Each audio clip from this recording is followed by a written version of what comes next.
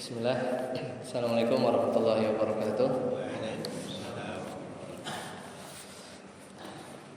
Alhamdulillah hamdan katsiran thayyiban mubarakan fih kama yuhibbu rabbuna wa yarda. Asyhadu an la ilaha illallah wahdahu la syarika lah wa asyhadu anna Muhammadan abduhu wa rasuluh. Allahumma shalli ala Muhammad wa ala ali Muhammad. Alhamdulillah, kita bersyukur di malam hari ini bertemu kembali. Insyaallah kita lanjutkan kajian kita. Sekarang masuk di bab al-babul ashir, yaitu bab yang 10 fi salatil Jum'ah, yaitu tentang salat Jumat. Sekarang masuk halaman ke 14. Nah, sekarang kita bahas tentang salat Jumat. Kemarin tentang imam ya, sudah. Al-mas'alul awwal hukmuha wa dalilu dzalik. Kita sama-sama tahu ya bahwasanya salat Jumat itu wajib ya bagi laki-laki. Allah Ta'ala berfirman, ya ayyuhalladzina amanu idza nudiya lis-salati min yaumil jumu'ati fas'au ila dzikrillahi wa dzarul bai'. Ya, jadi itu adalah dalil dari Al-Qur'an, seruan bagi siapa yang mendengar panggilan salat di hari Jumat, maka perintahnya menggunakan fa ya, langsung. Jadi dengar langsung. Fa itu artinya segera ya. Jadi setelah satu perbuatan fa maka langsung fas'au ila dzikrillahi wa dzarul bai'. Nah, kemudian dalil yang lain dari hadis Nabi sallallahu alaihi wasallam, rawahul jumu'ati wajibun ala kulli muhtalim. Ini lebih spesifik bahwasanya berangkat salat Jumat adalah wajib bagi yang sudah ihtilam, yaitu yang sudah balik maksudnya ya, yang sudah balik. Kapan waktunya? Kata Nabi SAW, waktunya itu ya seperti waktu zuhur, seperti waktu zuhur. Jadi kemarin ya sudah dibahas belum ya harusnya salat Jumat ya. Jadi kita masih membahas tentang salat Jumat. Nah, jadi waktunya itu adalah persis setelah salat zuhur. Bedanya di sini ada khutbah ya, ada khutbah. Nah, kemudian selanjutnya ya, tadi siapa yang wajib bagi lelaki, waktunya adalah seperti waktu zuhur ya, dan juga wanita ya, wanita tidak termasuk yang diwajibkan. Kalau tidak, dan mereka harus melakukan sholat zuhur. Sama seperti kalau seorang lelaki dewasa luput dari sholat Jumat, maka dia harus mengganti dengan sholat zuhur. Kemarin kalau nggak salah sempat dijelaskan kalau terlambat maka ya bisa jadi kan setelah khutbah selesai pas mau sholat mules gitu kan ya, sekiranya imamnya bacanya agak lama masih dapat rakaat 1, 2. Kalau ketinggalan 1 ya dia lanjut ikut meskipun nanti masbuk. Mungkin agak aneh ya, di saat Jumat dia masbuk, tapi karena mungkin imamnya baca cepat surat pendeknya, maka sama sekali lewat ya dari 2 rakaat salat Jumat. Jadi pas mau gabung sudah sujud yang rakaat kedua, ya sudah itu ganti salat zuhur. Nah, di sini ada khutbah yang beda, yaitu khutbah. Khutbah ini adalah salah satu dari rukun salat Jumat. Dimana kalau salat Jumat nggak ada khutbahnya, yang bukan salat Jumat namanya. Ya, jadi tidak sah salat Jumat jika tidak ada khutbah, tidak sah kecuali dengan khutbah. Karena Nabi SAW senantiasa berkhutbah ya, ketika salat Jumat ini. Nah kemudian posisinya sebelum sholat, sebelum sholat. Beda dengan Idul Adha, Idul Fitri yang belakangan, belakangan. Al-mas'alatul khamisah yang kelima, fi sunanil khutbah. Sekarang kita ngomongin tentang khutbah. Jadi di antara khutbah yang dianjurkan oleh Nabi SAW, tentunya di situ ada seperti rukun khutbah atau di sini sunnah Ini kita lagi ngomongin sunnah. Jadi sunnahnya itu, kalau rukunnya ini pembahasan tentang menjadi khotib seperti apa. Ya dia harus membaca ayat, kemudian juga ada wasiat untuk takwa dan seterusnya, itu pembahasan lain. Sekarang kita tentang sunnah-sunnah khutbah. Nah, di antara sunnahnya adalah berdoa. Di antara sunnahnya adalah berdoa. Nah, ini kata Nabi SAW, kana idza khataba yaumal jumu'ati da'a. Jadi kalau Nabi SAW khutbah di hari Jumat, da'a, beliau berdoa. Wa asyara bi asabihi, sambil mengisyaratkan jarinya. Wa amanan nas, dan orang-orang mengamini.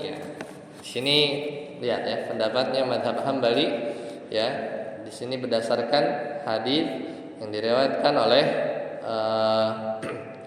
Imam Muslim, Imam Bukhari dan Muslim. Nanti kita lihat.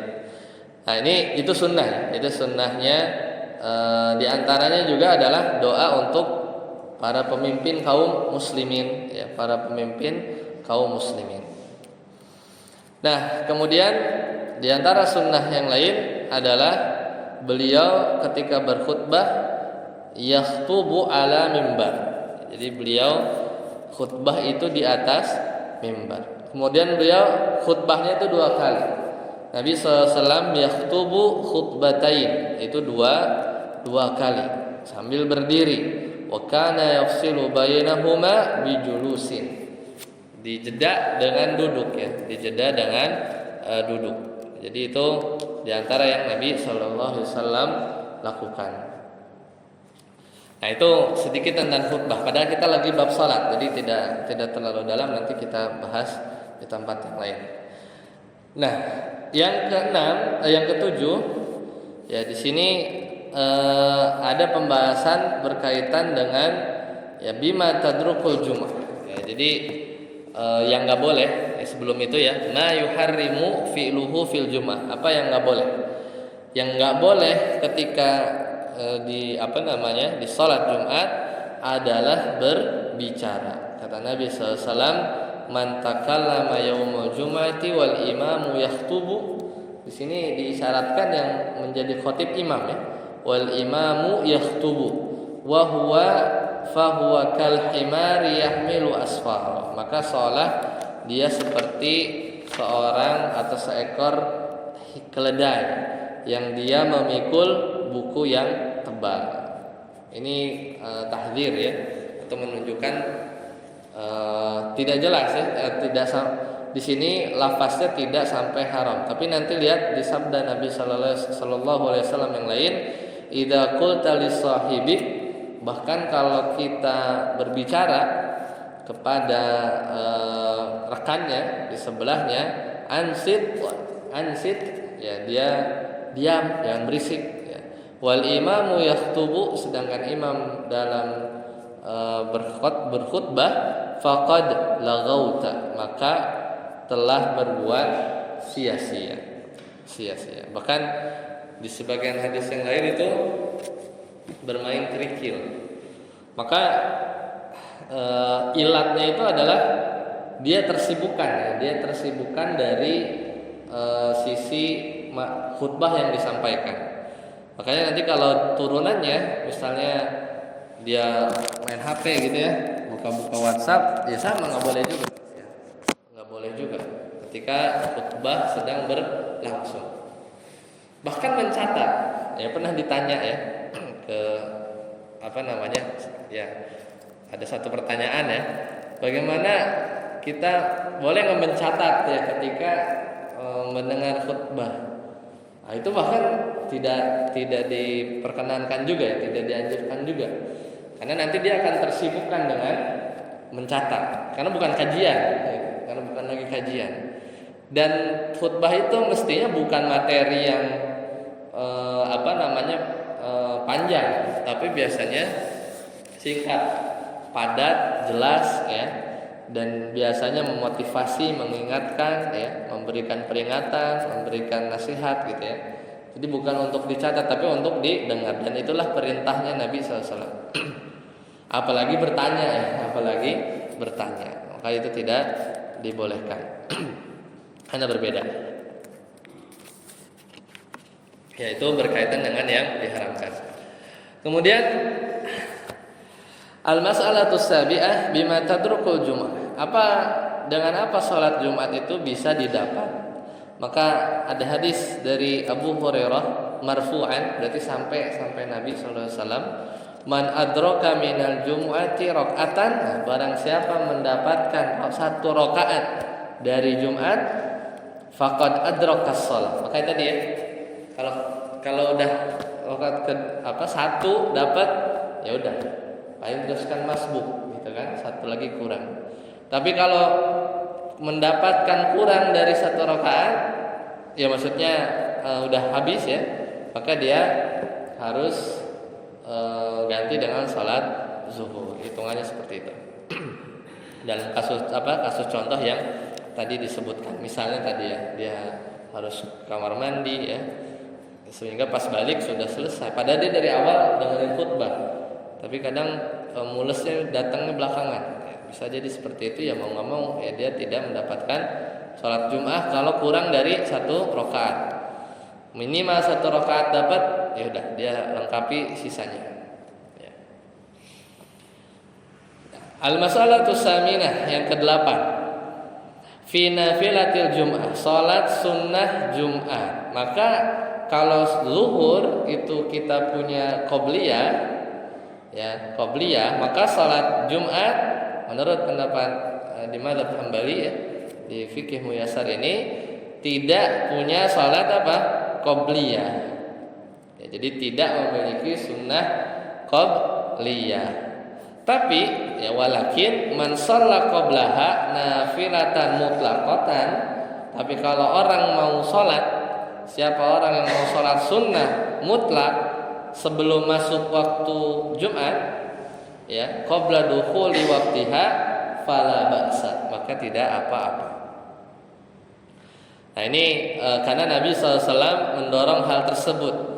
Kata Nabi SAW, man iktasala yauma Jum'ah, siapa mandi hari Jumat, thumma raha, kemudian dia berangkat, falam yufarriq baina itsnain, dia datang nggak geser-geser orang duduk ya, jadi nggak geser-geser orang duduk. Ini syarat, berarti kalau bisa datangnya lebih awal supaya tidak nyempil-nyempil gitu ya. Roha falam yufarriq baina itsnain, jadi memisahkan antara dua orang yang sedang duduk. Fa shallama kutiba lahu, kemudian dia salat apa? Kan Jumatnya belum. Ya, mau salat sunnah ya. Salat sunnah mutlak saja. Tapi kalau sunnah qobliyah Jumat nggak ada, tapi sholat sunnah sebelum Jumat mutlak itu boleh gitu ya. Tapi kalau dikatakan ada qobliyah nggak ada, tapi sholat sunnah sebelum Jumat boleh ya, karena penamaan saja, hanya penamaan saja. Dan ini didorong oleh Nabi SAW bagi yang mau. Nah, tata caranya, di antara tata cara dari salat Jumat, salatul Jum'ati rak'atani yajharu fihima bil qiraah. Jadi kayak salat subuh 2 rakaat, kemudian bacanya jahar, ya, dia jelas. Kana yaf'alu dzalika, begitulah Nabi sallallahu alaihi wasallam melakukan salat Jumat. Dan di antara sunnah-sunnah Jumat ini yang biasanya banyak nih di poster ya, poster kadang kita suka lihat ya, sunnah-sunnah di hari Jumat. Nah ini mungkin diambil dari fikih Muyassar kalau pernah lihat ya. Pertama, ya sunnut takbiru ila salati, jadi disunahkan tabkir ya, at-tabkir ila salati lil husuli alal ajril kabir. disunahkan datang awal. Makanya di negeri-negeri kaum muslimin itu Jumat itu libur. Ya. Kayak di Saudi, di Qatar itu libur itu Jumat, Sabtu. Hari kerja itu Ahad. Ya. Sesuai namanya Ahad itu satu. Ya. Isnin, Senin, Isnin itu dua. Gitu kan. As-Salis, Ar-Rabi gitu ya. Kamis ya, Khamis ya, As-Sabt ya, Al-Jum'ah ya, Jum'ah libur biasa. Ya, jadi bisa orang itu dia lebih awal. Karena makin cepat orang datang, makin awal pahalanya makin besar. Pahala yang pertama di waktu yang pertama apa? Bersolah berkurban dengan unta. Waktu kedua apa? Seolah berkurban faka'anna maqarraba baqaratan. Tadi unta, yang kedua baqarah. Waktu yang ketiga apa? Faka'anna maqarraba kabsyan. Apa? Seperti dia berkurban dengan seekor kambing ya, kabsyan. Pernah dengar nasi kabsyah? Ya, itu kambing ya, kebuli ya. Kabsyan akran, itu kambing jantan bertanduk. Wa man raha fi sa'ati rabi'ah, waktu keempat tadi unta, sapi, kambing jantan bertanduk masuk. Siapa yang datang waktu keempat? Ini tinggal dibagi aja. Jadi dibagi dari waktu syuruk sampai waktu Jumat dibagi ini. Ini waktu keempat. Waktu keempat maka dia sholat berkurban faka'anna maqarraba dajjajah, ayam. Turun ya. Wa man raha fi sa'ah, waktu kelima faka'anna maqarraba baydah, dia berkurban dengan telur. Kalau dengan ceramahnya Ustaz Syafiq ya, antum mau dapat telur semua katanya, karena datangnya udah mepet-mepet. Ya, kemudian fa idza kharajal imam, udah habis. Kalau telur udah paling terakhir. Kalau imam udah keluar, ya maka apa? Hadaratil malaika yastami'una dzikra, maka malaikat hadir, maka mendengar khutbah. Ya, jadi berarti dibagi 5 ya. Jadi kalau syuruk bisa anggaplah jam 6 gitu kan. 1 2 3 4 5 6 ya. Ya, per jam itulah ya. Kalau kita mau ya. Karena kalau di Masjid Nabawi itu memang dari pagi nggak geser ya. Karena kalau jam 10 mungkin udah terlambat. Salat Jumat datang jam 10 tuh udah terlambat ya. Tapi kita kalau datang ke bagian juga nggak ada orang ya di masjid gitu ya. Ya seenggaknya lebih awal kita bisa ya, atau relatif ya. Relatif terhadap ya waktu orang-orang umumnya lah. Waktu orang datang umumnya seperti apa. Ya jangan sampai pas azan. Jadi datang paling terakhir, pulang paling awal. Kenapa? Karena datangnya terakhir di belakang. Pas bubar dia juga cepet perginya. Jadi pulangnya paling duluan. Nah itu ya pahalanya. Ya ini sunnah sih memang. Ini sunnah. Tapi alangkah baiknya kita mengamalkannya. Nah sebelum itu yang kedua wayusan tatbi al-iktisal, itu mandi. Ya mandi dulu, mandi seperti mandi junub. Yang ketiga ya at-tatyib ya wa tanzif, itu berwangi-wangian. Ya, disunahkan untuk memakai minyak wangi. Wa yasunnu ya lahu an yalbisu ahsan athiyab, itu menggunakan pakaian yang terbaik, yang bagus. Kemudian yang kelima wa yasunnu fi yaumiha wa lailatiha al-iktsar minas salati ala nabi sallallahu alaihi wasallam aktsaru minas salati alayya yaumal jum'ah. Jadi di malam harinya, di malam hari Jumatnya itu memperbanyak apa? Sholawat. Jadi kan ganti hari itu mulai di hari malamnya kan. Nah mulai masuk malam Jumat, hari Jumat itu dipersunahkan untuk memperbanyak salawat kepada Nabi Sallallahu Alaihi Wasallam. Ini sunnah-sunnah di hari Jumat. Wa yasunnu liman dakhala al-masjida yaumal jumu'ati alla yajlisu hatta yusalli rak'atain. Ini ketika dia masuk masjid, tidaklah dia duduk sampai dia sholat 2 rakaat. Ini ya salat tahiyatul masjid tentunya bisa ya.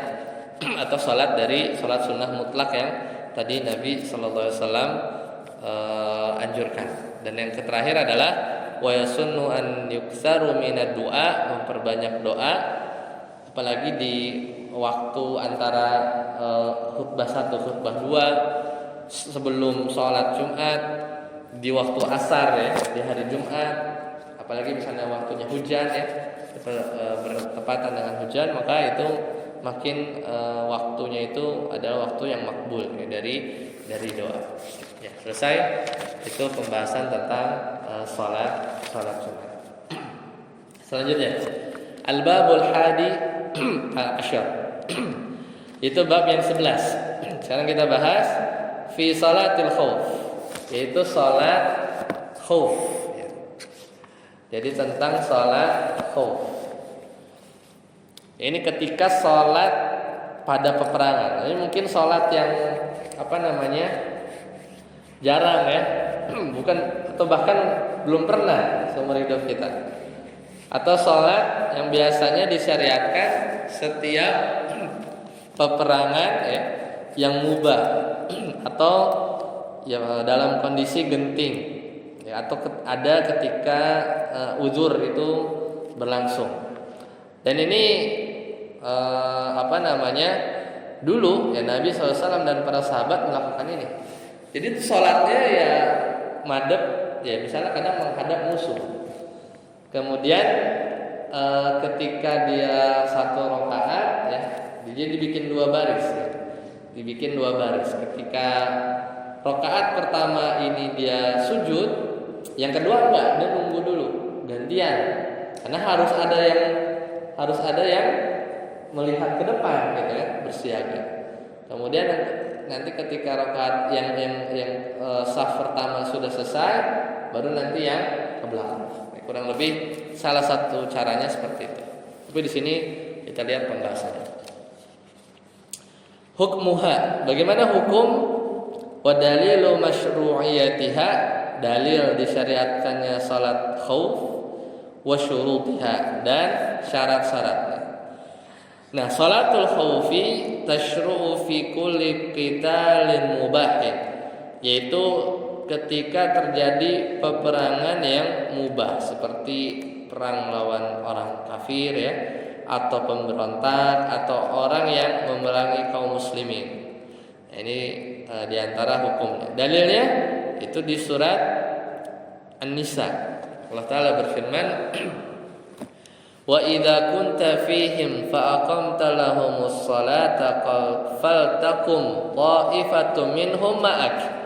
Jadi kalau engkau Nabi Muhammad SAW berada di tengah-tengah mereka, lalu kamu hendak mendirikan salat bersama mereka, maka hendaklah segolongan dari mereka berdiri salat. Dan ini boleh menggunakan senjata karena kondisinya sedang berperang.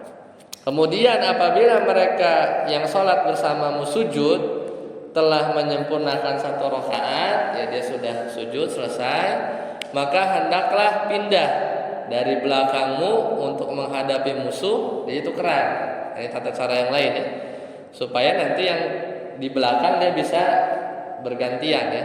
Dia lakukan ruku, ya sujud di rakaat yang sama, Nah itu terjadi di zaman Nabi SAW ketika perang. Karena perang kadang terus, bahkan kadang juga nabrak waktu sholat, bisa jadi.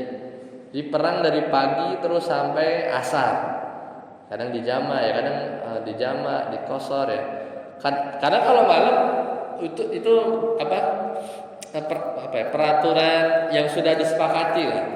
Jadi zaman dulu itu kalau malam udahan, dilanjut besok. Karena malam mau nggak bisa lihat apa-apa, balik ke base camp. Jadi perang zaman dulu tuh ya gitu, dari pokoknya udah kelihatan, ya udah dia bertempur di satu lahan yang luas gitu ya. Karena udah ya istirahat ya, ganti-gantian ya, maju mundur ya, bahkan bisa sampai 12 jam gitu ya, 10 jam. Kemudian sudah malam udah balik. Makanya ada Nabi Yusha bin Nun, kalau nggak salah Nabi Yusha ya. Tapi memang Nabi kan ada banyak ya, Rasul yang sedikit ya, Rasul yang 300-an sekian. Tapi kalau Nabi ratusan ribu ya. Ada yang sampai namanya sampai ke kita, atau ada yang tidak. Dan salah satu mukjizat dari salah satu Nabi itu ketika berperang, satu-satunya Nabi yang diberikan mukjizat untuk stop matahari. Karena kalau dia matahari tenggelam, sedangkan ini sedikit lagi akan menang peperangannya. Kalau dilanjut besok nanti dari ulang lagi ya, musuh mengumpulkan tenaga. Adapun ya ini Nabi, salah seorang Nabi ini dia berdoa kepada Allah Subhanahu Wa Taala untuk menahan matahari supaya tidak tenggelam sehingga dia menang. Jadi itu salah satu memang keadaan perang di zaman dahulu. Nah tentunya sholat khauf ini ada syaratnya, ada syarat. Syarat yang pertama, musuhnya itu termasuk dari kalangan yang tadi memang boleh diperangi. Kemudian syarat yang kedua, dikhawatirkan mereka menyerang kita. Adapun ketika kondisinya hanya bersiaga, sholatnya tidak khawatir ya musuh menyerang tiba-tiba, maka sholat seperti biasa, tinggal bergantian saja. Nah, tata caranya seperti apa? Maka seperti yang diriwayatkan oleh Rasulullah SAW dari hadis Sahal bin Abi Hathamah Al-Ansari yang mirip dengan tata cara yang ada dalam Al-Quran tadi di surat An-Nisa. Nah, ketika itu Nabi SAW anna ta'ifatan saffat ma'an nabi wa ta'ifatun wija'al adu. Jadi satu kelompok berbaris bersama Nabi, sementara kelompok yang lain madep musuh. Lalu Nabi Sallallahu Alaihi Wasallam sholat 1 rakaat mengimami kelompok yang pertama. Ini kloter pertama, ya, kloter pertama. Kemudian beliau tetap berdiri, ya. Kemudian beliau tetap berdiri, sedangkan mereka menyempurnakan sholat untuk diri sendiri, mereka sendiri. Jadi bergantian. Kemudian mereka meninggalkan tempat lalu berbaris menghadap musuh. Lalu kelompok kedua datang tukeran. Lalu beliau sholat mengimami mereka 1 rakaat yang tersisa. Ya. Kemudian beliau tetap duduk tahiyat sementara mereka menyempurnakan sholat untuk diri mereka. Nah, jadi intinya Nabi itu posisinya paling depan. Kloter 1, kloter 2 itu bertukaran. Jadi masing-masing kloter itu selalu dapat sholat bersama Nabi. Karena dia selesai beres dia tukar, ya. Jadi tetap dapat tidak ada yang luput dari nanti ngiri kan kalau misalnya beda gitu kan. Jadi Nabi tunggu ya tahiyat agak lama, kemudian dia selesaikan yang tertinggal, kemudian balik lagi. Seperti itu ya. Jadi ini tidak jelas tidak didetailkan secara rinci. Dan memang ya mungkin Anda juga belum pernah ya. Cuman waktu itu ingat sekali waktu itu dijelaskan sama Ustaz Abu Haidar ya waktu itu. Dicontohin waktu itu di kajian, salah satu kajian beliau di Bandung ya, dicontohkan. Karena memang kita juga nggak mau ya dalam kondisi yang genting seperti ini. Kadang-kadang di depan musuh gitu ya. Kadang mungkin jarak berapa di Nabi yang pernah dialami oleh Nabi dan para sahabat itu misalnya di perang Khandaq gitu ya. Itu kan terhalang parit ya, atau di perang kalau tidak salah kalau Badar ya. Tidak ada sih ya, tidak ada riwayat yang jelas ya untuk salat khauf ini di peperangan yang mana, di peperangan yang mana. Selesai itu salat khauf. Selanjutnya, al-babu tsani asyar fi salatil aidain. Dalam bab salat 2 hari raya. Nah, ini umat Islam itu hanya kenal 2 hari raya ya, 3 lah ya, sama hari Jumat. Dan dua hari yang kita kenal ini Id ya, itu adalah Idul Adha dan Idul Fitri. Mirip seperti sholat Jumat, dia ada khutbah, cuma sedikit ada perbedaan. Hukumnya seperti apa? Hukumnya adalah fardu kifayah. Jadi kalau sebagian sudah melakukan, maka luput bagi yang lain. Nah ini. Tapi tetap dianjurkan untuk hadir. Tetap dianjurkan untuk hadir. Bahkan kaum wanita yang sedang haid saja itu diperintahkan untuk hadir ke lapangan. Meskipun tentunya wanita yang haid tidak sholat. Nah, di antara syaratnya adalah harus masuk waktunya. Jadi sholat Id, sholat Idul Adha, sholat Idul Fitri itu mulai ya ketika masuk waktunya. Jadi nggak boleh kita sholat belum masuk waktu. Dan juga jumlahnya juga tidak boleh kurang dari berapa? 3 orang. Dan nggak wajib bagi musafir. Nah, kadang mungkin bingung kalau kita lagi pulang kampung ya. Pulang kampung gimana? Kita musafir kan?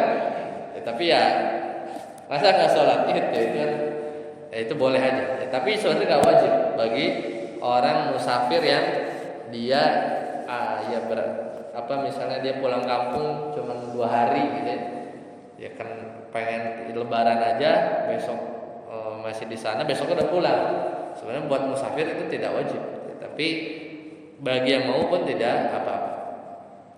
Nah, yang paling kentara adalah terkait tempatnya. Karena sholat Id ini adalah karena Idul Adha Idul Fitri adalah syiar, yaitu kita harus menampakkan kebahagiaan di 2 hari raya umat Islam ini, maka sholatnya pun Nabi sallallahu alaihi wasallam itu mensunahkan di mana? Di tanah lapang. Di tanah lapang. Ya, jadi harus di luar bangunan. Ya. Karena Nabi sallallahu alaihi wasallam ketika dulu ada nggak Masjid Nabawi? Ada. Masjid Nabawi kan bangunan, tapi Nabi melakukannya di tanah lapang. Ya. Jadi menurut mazhab Hambali di antara ilatnya itu adalah supaya lebih terlihat.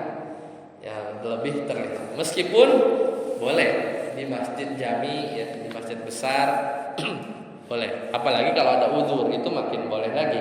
Setelah hujan, ada angin, cuaca tidak mendukung ya, maka itu boleh di masjid jami ya, atau masjid yang umumnya ditegakkan sholat Jumat. Nah, waktunya itu seperti waktu duha. Jadi syuruk plus 15. Bahkan kalau Idul Adha itu lebih dianjurkan lebih awal karena mau siap-siap ya untuk motong ya. Tapi kalau Idul Fitri bahkan disunahkan untuk makan dulu untuk membedakan bahwa hari itu enggak boleh puasa ya. Jadi sarapan dulu itu perbedaannya yang biasa kita lakukan di 2 sholat Id ini. Nah, tentunya sholatnya beda ya. Sholatnya beda, yaitu 2 rakaat dengan takbir ya. Dengan takbir tidak seperti sholat Jumat ya. Jadi tata caranya yaitu kaifiyat dari sholat Id adalah 2 rakaat secara rakaat 2 untuk dilakukan sebelum khutbah. Khutbahnya belakangan. Ini kata Umar bin Khattab, salatul fitri wal adha rakaatani. Ada 2 rakaat. Rakaatani, 2. Tamamun ghairu qasrin ala lisani nabiyyukum. Sempurna bukan qasar melalui lisan nabi kalian. Wa qad khaba man iftara. Dan sungguh telah rugi siapa yang membuat kebohongan. Maksudnya ini isyarat dari Umar menjelaskan tentang bagaimana tata cara salat Idul Fitri, Idul Adha dari Nabi SAW. Nah, di rakaat pertama ya at-takbiru fil fitri wal adha fil ula 7 takbirat. Jadi rakaat pertama ada 7 takbir. selain takbir yang pertama ya. Jadi itu nggak dihitung. Kemudian rakaat kedua pas bangun kita kan Allahu Akbar, takbir intiqal, pindah dari sujud ke bangun, itu nggak dihitung. Wa fi tsaniyah khamsut takbirat. Nah, tambah 5 ya, tambah 5. Ya, jadi itu saja yang beda. Kalau lupa gimana? Nah, kita harus paham nih ya, bahwasanya hukumnya itu adalah sunnah sebenarnya. Hukumnya itu sunnah. Pernah nggak ngalamin imam lupa kurang? Beberapa kali ya selama hidup anak mengikuti sholat Idul Adha, Idul Fitri itu ada aja lah. Tahun kapan gitu ya? Ada yang kurang, ada yang lupa gitu ya. Ada yang pas bangun surah Fatihah, malah itu enggak takbir sama sekali tuh yang 5 ya. Kadang bingung tuh, gelisah tuh makmumnya ya. Nah itu nanti kita sebenarnya hukumnya sunnah ya, sebenarnya hukumnya sunnah. Tapi biasanya kalau udah biasa begitu ya, merasa mungkin tidak afdal. Bacaan surat pendeknya seperti biasa, yaitu surat Al-A'la di rakaat pertama umumnya, surat Al-Ghasyiyah di rakaat kedua. Mirip seperti salat Jumat. Tapi salat yang lain pun boleh, ya, salat yang lain pun boleh. Jadi tidak mengapa ya jika dibaca surat yang lain. Nah, setelah selesai salat, ya maka selanjutnya adalah maudhu'ul khutbah. Kapan khutbahnya?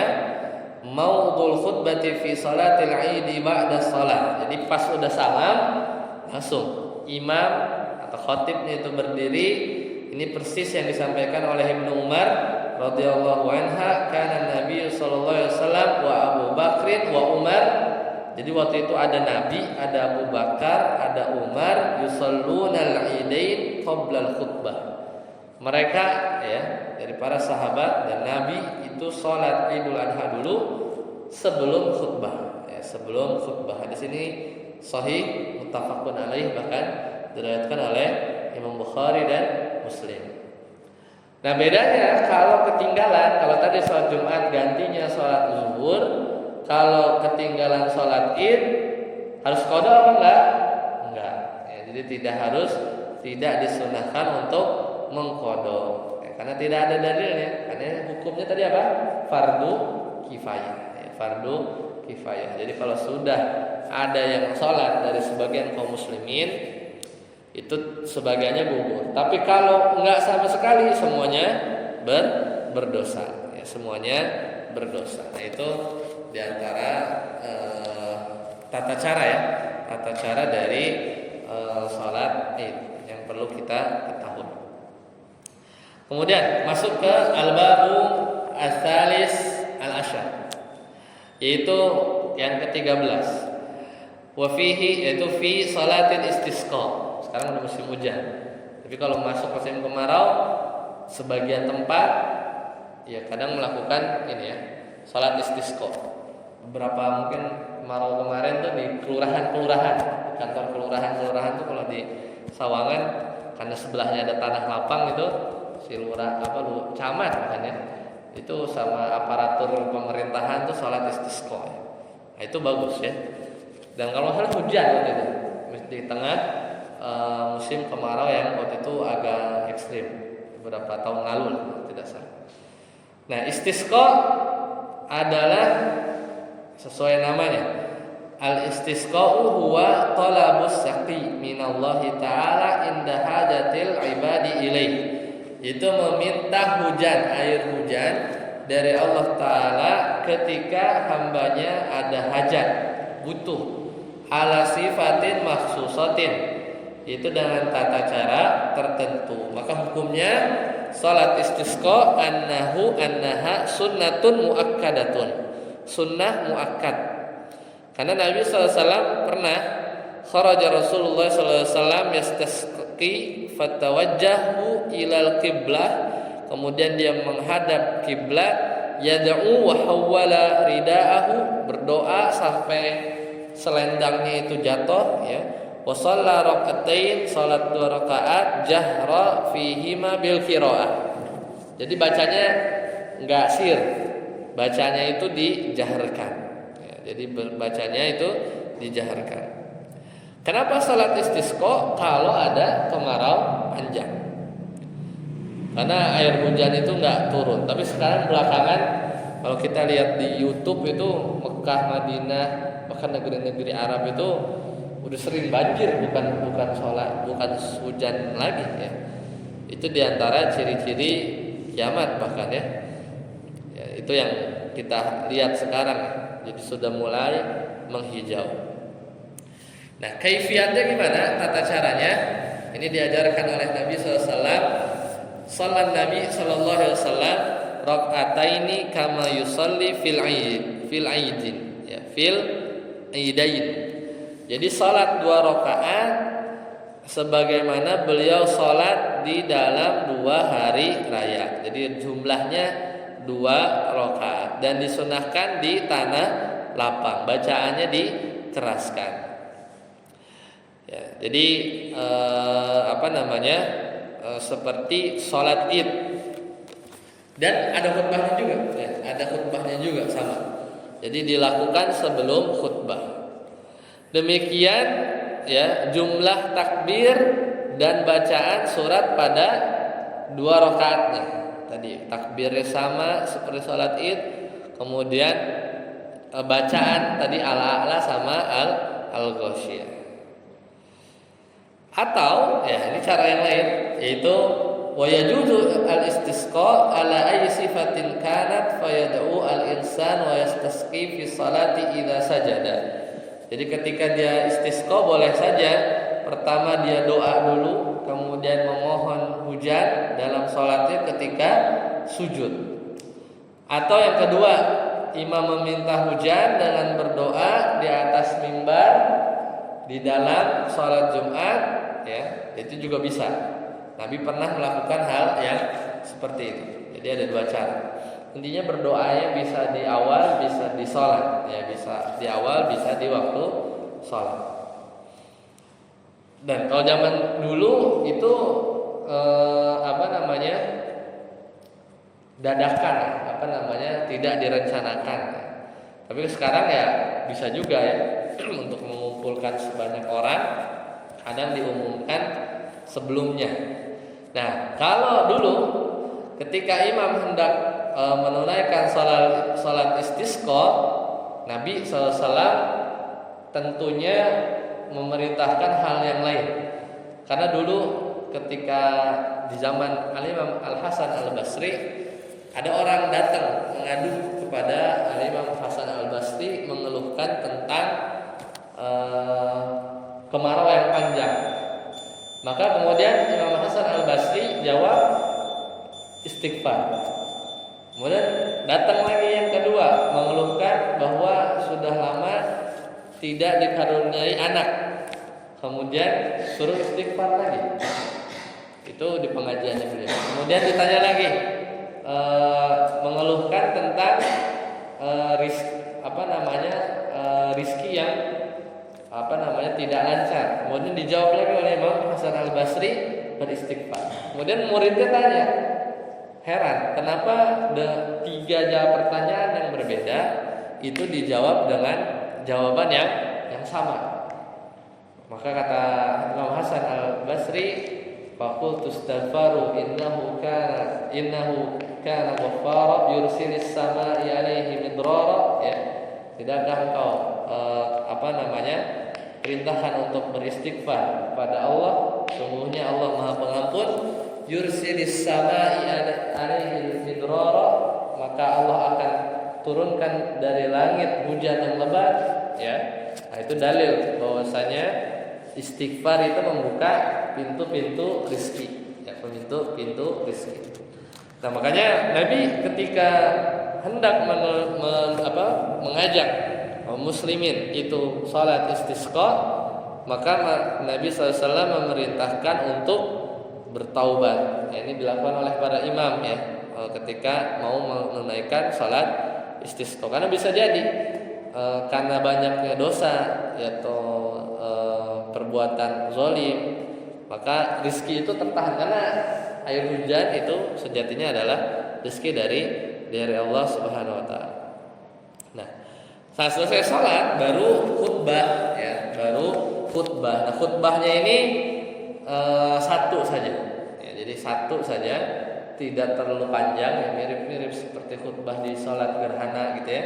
Memperbanyak sedekah karena itu salah satu amalan pembuka pintu rezeki. Kemudian bertobat, meninggalkan maksiat. Ya, jadi seperti itu ya tata cara yang dianjurkan oleh Nabi sallallahu alaihi wasallam. Al-mas'alatu sadisah, masalah yang keenam. As-sunanul lati yang bagi fi'luha fiha. Jadi sunnah-sunnah ketika salat istisqa diantaranya adalah banyak berdoa. Yang pertama, yasunnu an yakhruja ila salatil istisqa jami'il muslimin. Jadi agar seluruh kaum muslimin itu keluar. Jadi kalau ada salat istisqa ikut ya. Termasuk kaum wanita dan juga anak-anaknya. Kemudian disunnahkan juga al-khuruju ilaiha bi khudu'i. Jadi keluar dengan rasa tunduk, jadi tidak sombong. Karena kita mau meminta kepada Allah Subhanahu wa taala. Wal khusyu' wat tadzallul, merendah. Karena kalau air hujan tidak turun bisa jadi akan memudaratkan banyak orang. Ini diantara sunnah-sunnah Nabi sallallahu alaihi wasallam.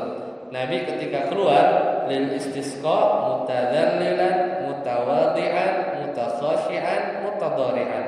Jadi tunduk, mutawadu, khusyuk dan juga ya, merendahkan hati, merendahkan hati. Nah, dan yang terakhir wa idza kathural matar, dan kalau benar ya hujan datang ya, wa khifa minad darar. Kadang hujan datang terus lama-lama bingung juga kalau hujannya kebanyakan kan. Ya, wa khifa minad darar, dan kita khawatir bahwa hujan yang lebat yang tadi kita minta itu akan memudaratkan. Karena Nabi mengajarkan ya sunnu an yaqul, disunnahkan untuk berdoa Allahumma ya Allahumma hawalaina wala alaina, jadikanlah hujan ini turun sekitaran kami saja. Kalau hujan sekitaran itu kan efeknya juga kena gitu ya. Wala alaina, jangan engkau turunkan persis di kita gitu ya. Mungkin kalau kasusnya di Mekah itu sekitaran Mekah saja, karena kalau Mekahnya ini kan dia lembah kan, dia bisa banjir, jadi ada darar. Kemudian Allahumma ala dzirabi wal akami wa butunil audiyah, ya Allah alihkan dia, kalau hujan terlalu lebat alihkan dia kemana? Ke bukit-bukit, ke dataran-dataran tinggi, wa butunil audiyah, ke perut-perut lembah, wa manabitis syajar, dan ke tempat-tempat tumbuhnya pohon. Jadi kita minta hujan, khawatir hujan terlalu lebat, kita juga minta agar hujannya tidak memudaratkan. Itu hadis diriwayatkan oleh Imam Bukhari dan Muslim. Ya, selesai pembahasan tentang salat istisqa. Jadi tersisa pembahasan tentang salat khusuf ya.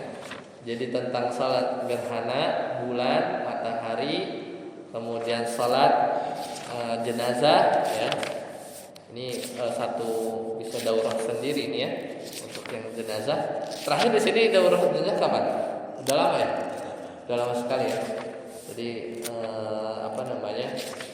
kadang perlu di refresh ya. Udah selesai, tinggal itu aja. Salat khusuf, salat gerhana, nanti kita masuk salat jenazah, kemudian nanti masuk ke kitab zakat. Jadi kita bisa masuk ke bab zakat ya. Ini juga penting ya, bab zakat, karena kita bukan zakat fitri saja ya, tapi zakat mal, nanti tentang emas ya, perak, zakat hasil bumi ya. Nanti kita puasa, mungkin cocok nih nanti ya puasa tinggal 100-an hari lagi, karena di Februari ya. Kemudian kitabul haji ya, kitab jihad. Nanti ada kitabul muamalat. Mungkin nanti setelah zakat mungkin kita bisa loncat ya ke beberapa yang mungkin dibutuhkan.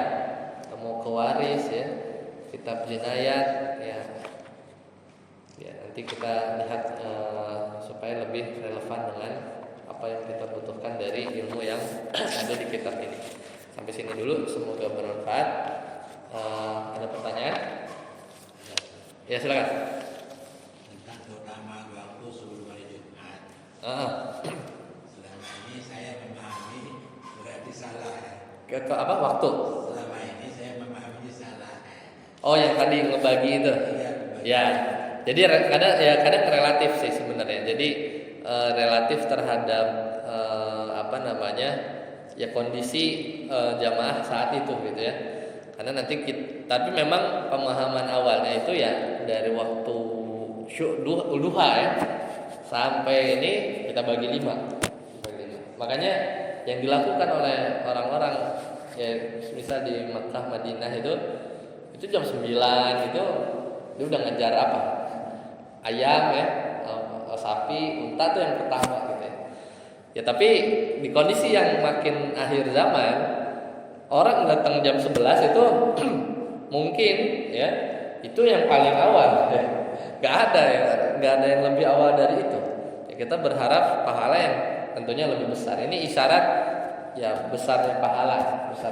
Tentunya kalau udah mepet ya tentunya gampangnya tidak. Ini menunjukkan sesuatu pahala itu bertingkat-tingkat. Ya bertingkat-tingkat. Jadi tentunya ketika kita datang sudah 30% masjid penuh dengan orang-orang salat Jumat, tentunya beda dong pahala dengan orang yang ketika datang baru 1%, 2% isinya masjid gitu ya. Lebih seperti itu. Wallahu a'lam bishawab. Ada lagi? Ya, Bagian cuma anggota TKM. Yang awal, yang mau datang pertama di Indonesia, mungkin masjidnya belum dibuka pintunya, karena merbuatnya belum datang. Ya. Nah, seperti itu. Jadi tidak mendukung juga kadang. Ya, bahkan kalau kadang kita tidak bisa melakukan juga karena kerja ya. Kadang kerja baru keluar jam 11 gitu. Makanya di sebagian negeri itu Jumat itu libur, ya Jumat itu libur. Baik, sampai sini dulu. Subhanakallahumma wa bihamdika asyhadu an la ilaha illa anta astaghfiruka wa atubu ilaik. Assalamualaikum warahmatullahi wabarakatuh.